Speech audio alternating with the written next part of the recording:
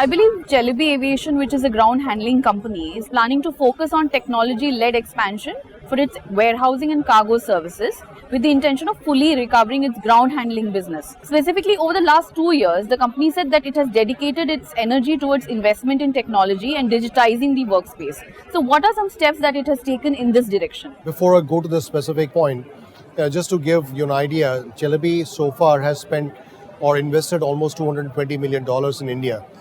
During the COVID times, when people were trying to claw back their business, we still had the vision to grow in India. We still had an eye to the available opportunities and the emerging opportunities. And while we were looking at opportunities, the one thing we did was to make sure that on the technology front is an area that we were continuously investing in, whether it was trying to find out about new solutions, new opportunities. And our investment towards technology during the COVID time has been quite significant in terms of the application, in terms of the infrastructure, in terms of the security protocols. We have a warehouse which is more than 70,000 square meters. Yeah. We also have a pharmaceutical handling unit which is capable of 65,000 tons capacity is what we have. So what we are looking for is that as the COVID came in, we had drop in volumes, but it gave us an opportunity to look into other areas of the operations and to do things which we felt was essential for the future of the company. Right. And one of the areas which was very clear for us was on the technology front. So what we have done is to look into the application, which is the core of our operations, the warehouse management system. We try to look at enhancing the features and the various elements of the warehouse management system which we could enhance. So we spent quite a bit of time to look into those areas. We also try to improve on the infrastructure side and trying to get into the latest equipment for the business, and also made sure that we were raising the bar as far as the security protocols were concerned. Because at the end of the day, we exchange a lot of data, information, and it's very essential for us to make sure that the integrity of the data and the information is protected. And that's where a lot of effort was spent towards the security, the IT security part as well. Going forward, we would be looking at applications, technologies like blockchain, IoT, artificial intelligence, and see how we can bring in more automation into our business. We would try to look at digitization. So a lot of processes still are manually done.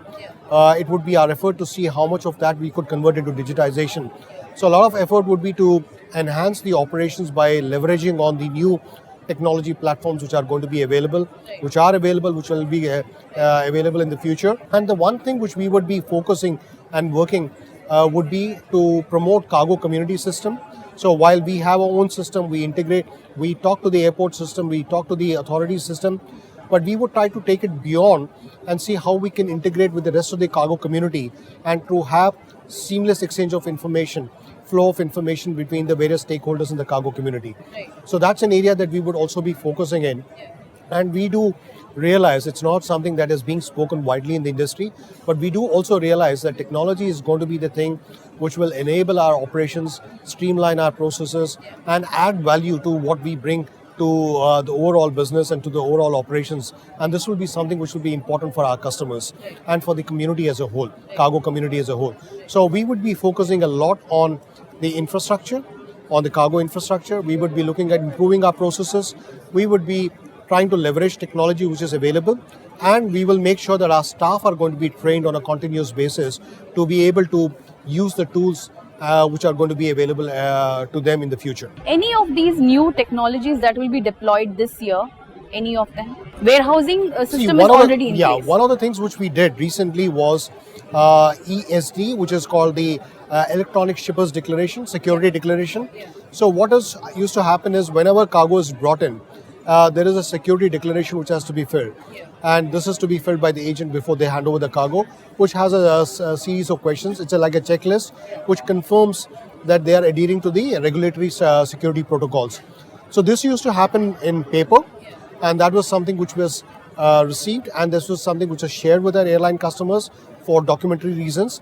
So that has been converted into digitization mode. So now it is happening on a digitized platform.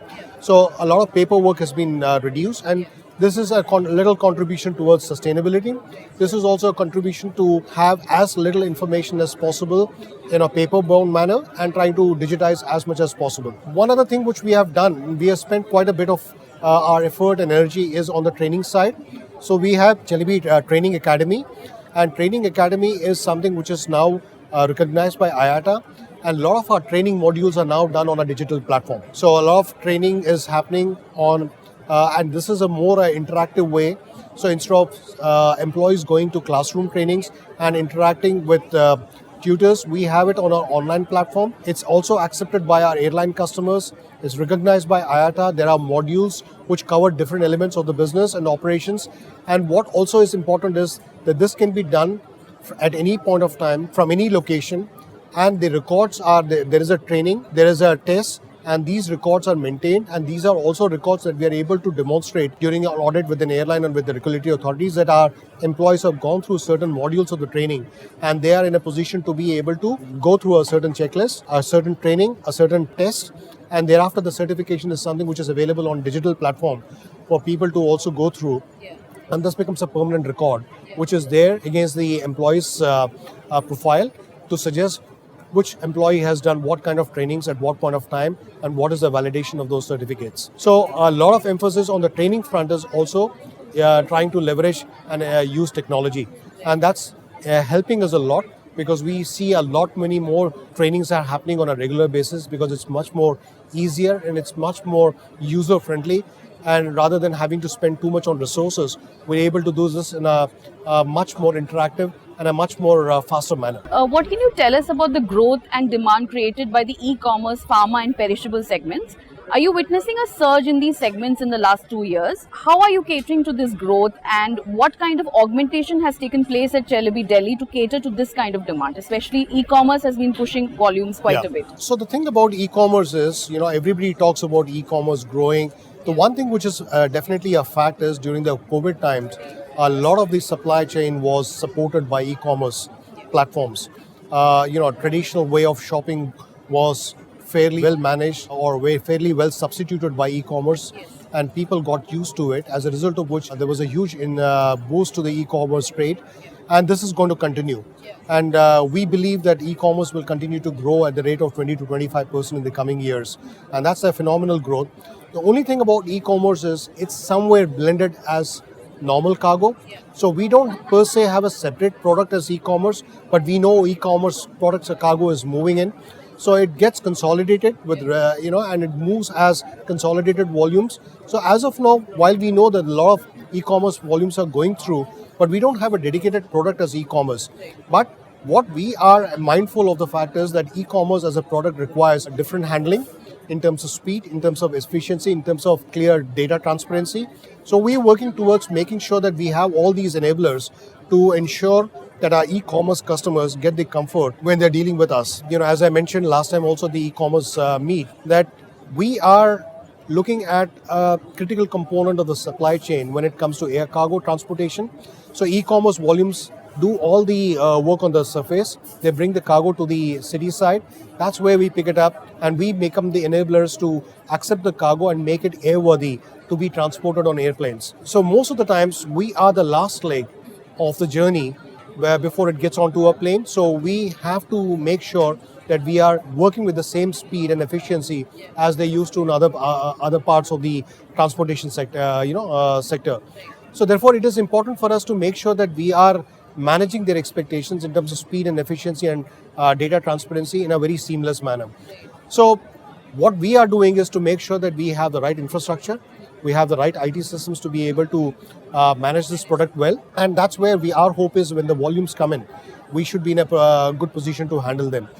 The other thing is also on the perishable side. COVID gave a huge fillip to the transportation of pharmaceuticals from cross-border. We handled during the COVID time all kinds of medical items, whether they were oxygen concentrators, they were medicines, vaccines.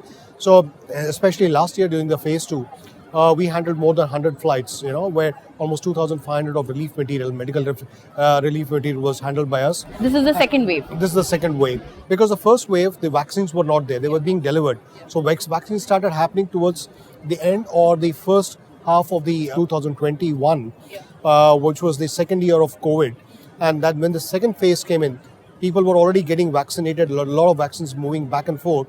And we did well to manage the expectations in terms of dealing with all the relief material. We handled lots of vaccines through our terminal. Almost, I think it was around 200 tons of vaccines we handled through our facilities. We continue to handle vaccines, though the quantity has come down. But what was also important is to recognize the fact that all these critical medical items required a certain standards, which were of a higher nature, given the kind of commodities they were, which was time sensitive, which was perishable in its nature, and it was something which had to be handled in the most safest manner. And what we did was to go about, while we understood the requirements from the airline and the customers, we took it a notch up, where we went and partnered with IATA for the CEIV certification, which is the industry benchmark when it comes to handling medical or pharma-related commodities. So we went through the process of getting a CEIV certification, which is, like I said, the standard to make sure that you understand the safety protocols, the requirements, the infrastructure required to handle medical equipment. And this is something we invested time during the peak COVID. We invested time, resources. We went through the entire certification process. We were audited by external auditors, and we were certified in August 2021 as a CEIV certified. So our terminal, our facility, the pharma facility in Delhi, is CEIV certified, and this facility is in a position to understand and operate as per the IATA standards. And this is something which has been very well accepted by our customers, because they realize that here's a operator which is not interested in the medicine, the pharma volumes, but they're also doing to make sure that they are coming up with the level of expectations as far as the safety and standards are concerned, which are defined by the industry leaders such as IATA. Would you be the only terminal handler who has got this certification in India? Well, in India, we are one of the early ones to have got this. Surely not the first ones, but we are one of the early ones. But Celebi as a company, wherever we operate, our cargo terminals, all our cargo terminals are CEIV certified. So in that sense, we are a ground handler which has all its cargo facilities which are CEIV certified. What can you tell us about Celebi's plans at emerging opportunities at other airports and partnerships that you're seeking? I believe Celebi is also eyeing Air India's ground handling services company, Air India Air Transport Services. What would this opportunity mean for Celebi? And was it one of the first, I think it was one of the first parties to show interest when the government first proposed to put AIATS up for privatization in 2019? As I mentioned before, so far Celebi has invested in India close to $220 million. This is in how many years? From 2008 onwards. Okay. We started with ground handling in Mumbai. We expanded to Delhi, and now we are at 7 airports. And we recently also got the license of ground handling in Goa, the new Goa airport. So by the time we get into the Goa airport, we'll be having presence in 8 airports in India. So we operate at the big metro airports like Delhi, Mumbai, Hyderabad, Bangalore. We are also in Ahmedabad. We are in Kannur. We are in Cochin. And we will be in Goa airport also going forward. So our presence is quite large in India in terms of ground handling activities.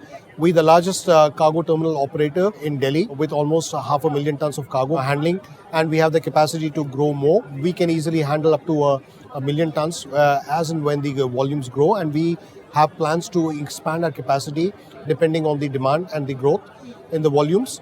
So that has been our track record. We look for new opportunities, like I said before, also even during the COVID times, when we had to scale down on the operations because the passenger flights were limited in its numbers.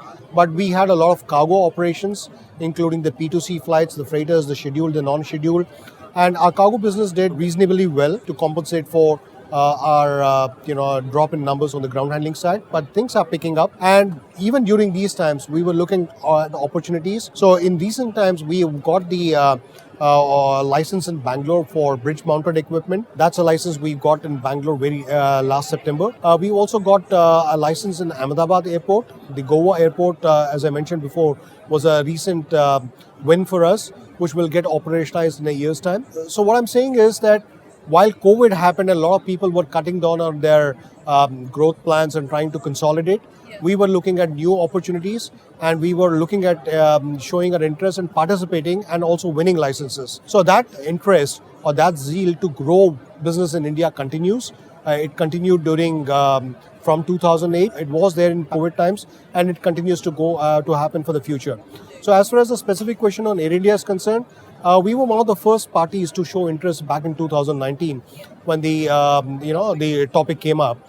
We continue to be interested as and when privatization opportunity comes, and we are, as we speak, looking into the opportunity. We are making a lot of due diligence from our side to ensure that we understand this opportunity quite well, and we would be seriously pursuing the opportunity as and when the government decides to go for the privatization.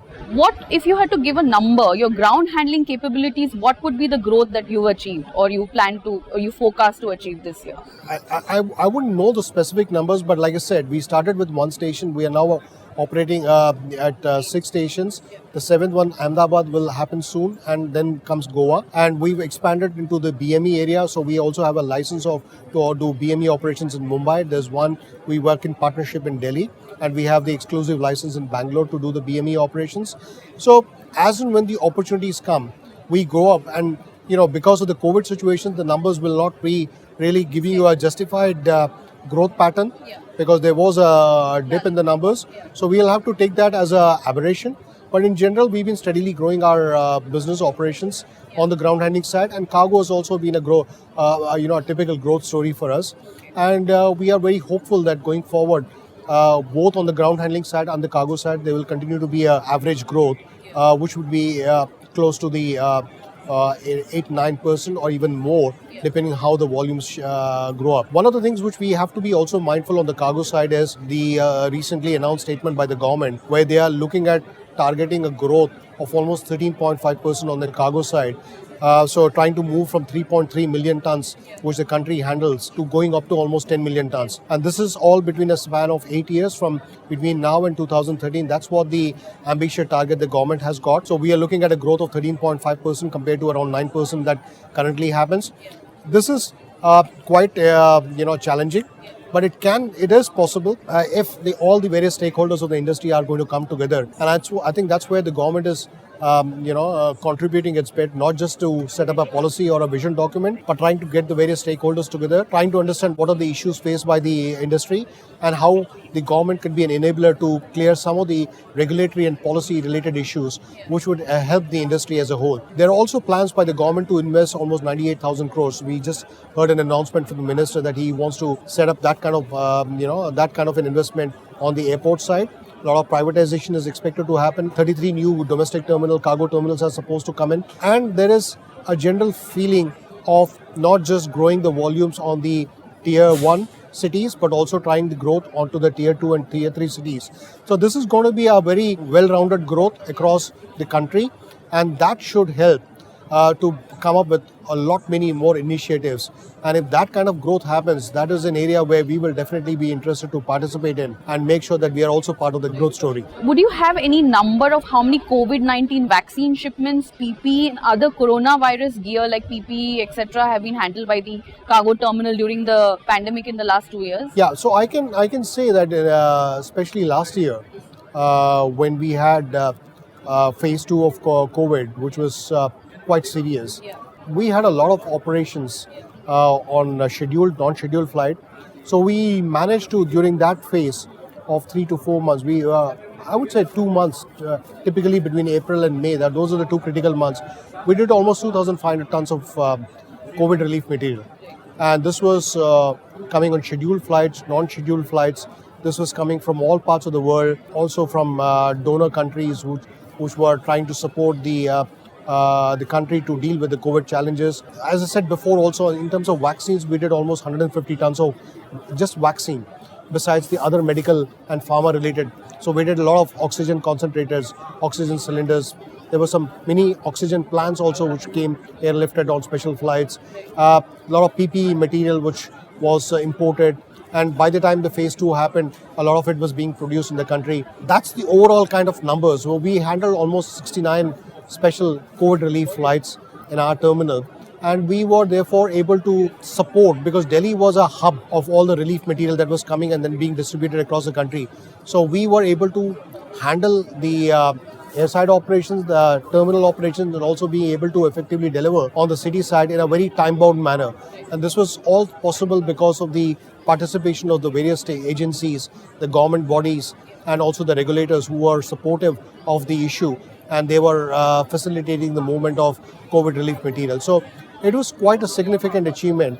In fact, we did on the import side, May of 2021 was perhaps the one of the best months we did in terms of the amount of volumes we handled on the import side. So we handled almost 17,000 tons overall, and a good portion of that was also the relief material, which I mentioned to you, was almost 2,500 tons. So it was quite significant. We did a lot on the vaccine side, and PPE, kits, whatever was required to face the challenges of COVID. We equally participated, and we made sure that we were effectively contributing towards whatever initiatives, whatever challenges the government was trying to deal and tackle. So wherever little it was possible for us to contribute, we did that from our side. Kamesh, finally, you're among the 6 people appointed to the TIACA board of directors with over 30 years of cargo experience, and now with the world looking towards the promise of air cargo changing the fortunes of air carriers and other aviation stakeholders.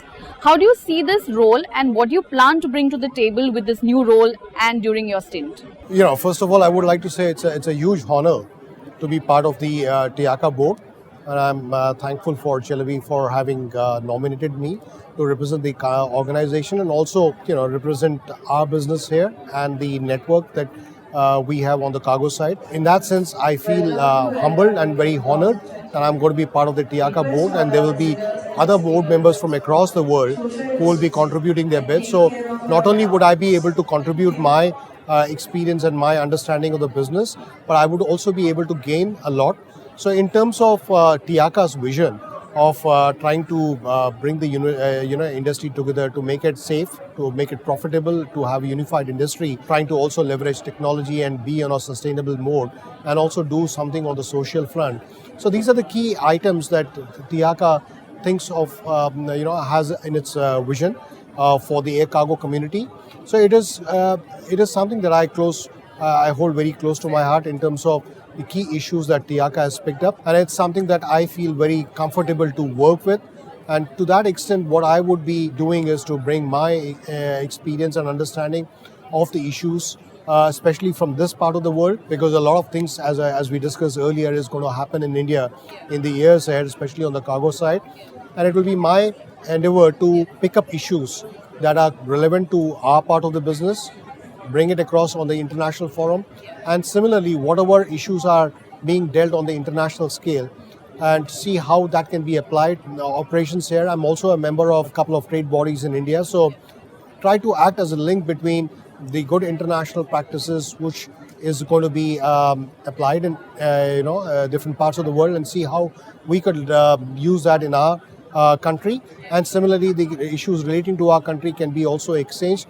So the idea is to promote air cargo from India on an international platform, and to that extent whatever little contribution I can do from my side to bring up issues of from India on an international level and vice versa. This is where I would want to see myself as a facilitator and a communicator of issues that are happening on a regular basis, so that we can learn from each other's experiences. And to that extent, I feel it is very useful for us to understand not only issues which are close to us and happening in India, but also on the international level, and see how we can get the best of both worlds, managed together. Thank you. Yeah, Thanks, thank you.